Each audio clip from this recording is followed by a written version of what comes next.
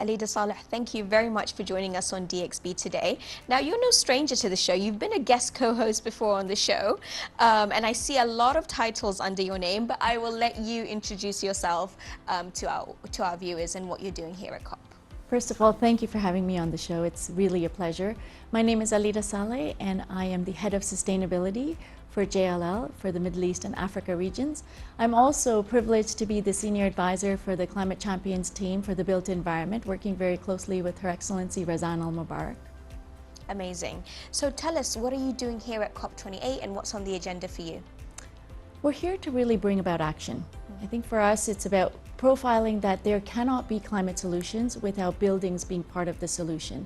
You know, 2.5 billion people are expected to be living in cities by 2050, and buildings are going to be around for many decades as we build them. So we need to really bring that as part of the climate solutions to make that really the heart of the decarbonization journey. So for our viewers, could you explain a little bit more about the decarbonization journey and what that means for our viewers? Absolutely.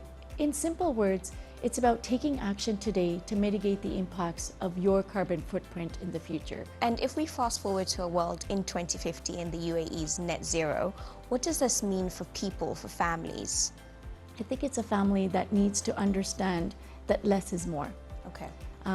Where your behaviors have a direct impact on the environment. Every choice you make to go and take a plastic water bottle has a 500-year impact. One water bottle takes almost 500 years for a water bottle to decompose. And the implications of that is that every week, everybody consumes almost a credit card worth of microplastics because of the leachate that happens in the water from microplastics of the decomposition process. So we have to think about our health impacts too. So actions have a consequence on your health, has a consequence on your bottom line, has a consequences on your environment. So we really need to, each individual has to take action.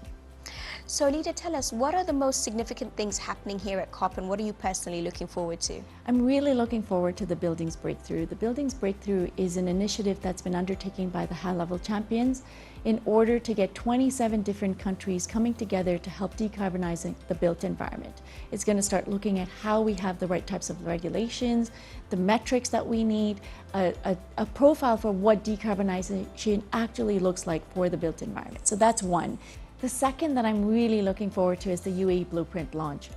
Her Excellency Razan Al Mubarak has been very instrumental in accelerating ambition within the largest developers in the UAE region.